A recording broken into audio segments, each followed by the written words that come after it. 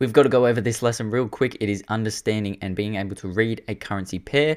Is it important? Yes. Are you going to need to remember it every single time you're trading?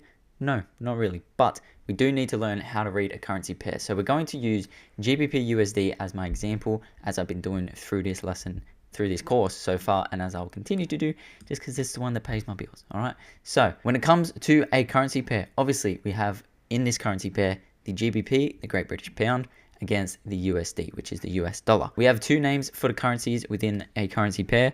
The first one being the base currency. That is what we call whichever currency comes first within the pair.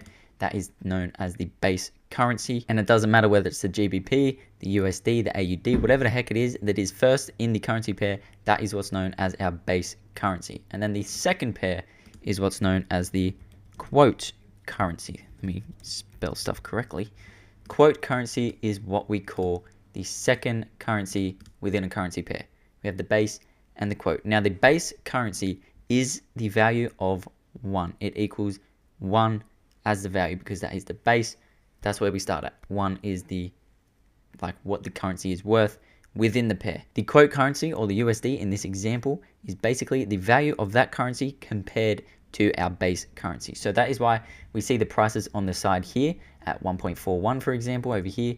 That is because it costs $1.41 US cents to buy 1 Great British Pound. That's basically how we look at doing this, and that's how we read it. That is why the price is there, and that's why the price always changes. We do also read these two as a bid price and an ask price, which I think I cover in the next lesson, bid and ask price. So the bid price here, for example, would be the GBP. The bid price is what we are basically selling, the position that we have. That is what we are selling at. That is the price that we want to be selling.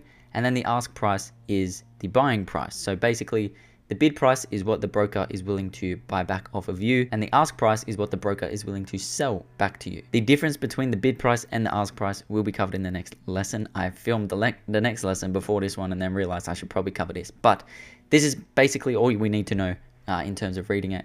We have the base currency, whichever currency comes first, and the quote currency, whichever currency comes second.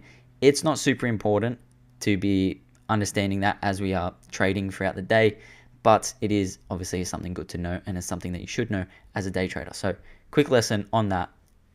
There you go. Take a screenshot of that, write it down. We'll be covering more in depth for the bid price and ask price and the spreads, which comes in as well in the next lesson.